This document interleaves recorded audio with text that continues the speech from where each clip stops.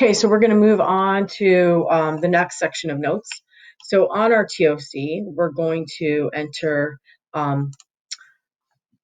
number 1 for unit 1, and then steps to convert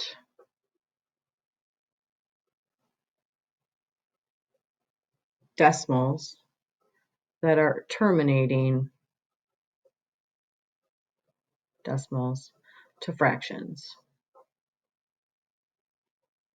Go ahead and put step 4 on there, and we're going to go to step 4 in a minute. I'm going to go ahead and erase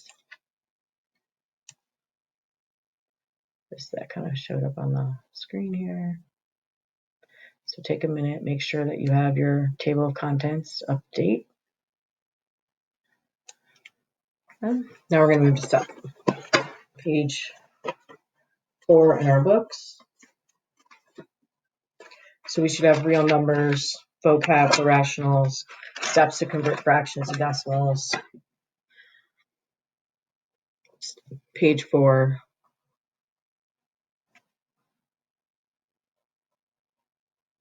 Steps to convert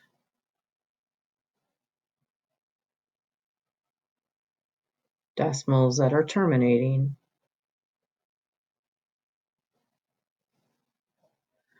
to fractions.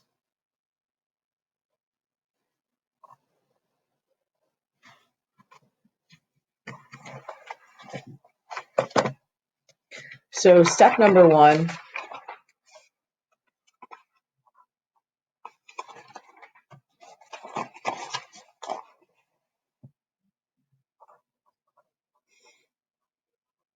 count the number of significant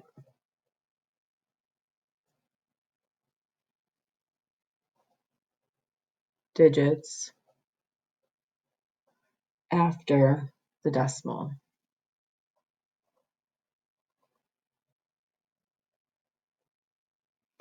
So number of significant digits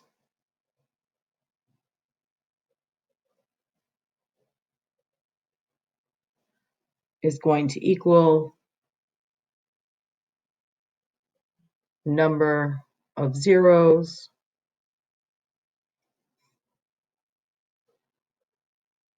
to follow the ones digit in the denominator. So this determines what our denominator is going to be. Step number 2,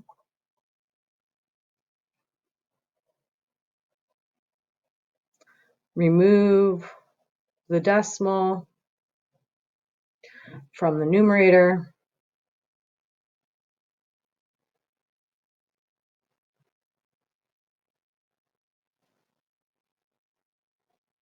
and the created number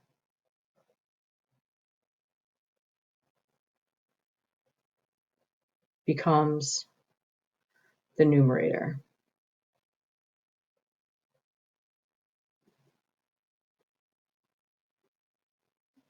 And I should just say remove the decimal from the number, actually. Okay, because we don't have a numerator yet from the number. Sorry about that mistake. And the last step, we always want to make sure we simplify the fraction by the greatest common factor if one exists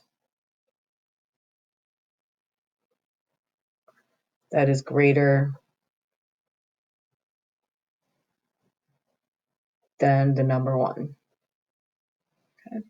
So some examples.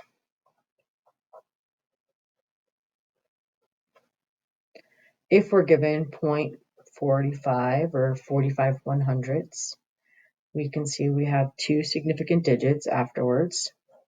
So 2 zeros on the bottom behind a 1, and we remove the decimal, and that number goes on top. I then look to see if it has a common factor. It does. Common factor, greatest common factor is 5. So 45 divided by 5 is 9, and 100 divided by 5 is 20.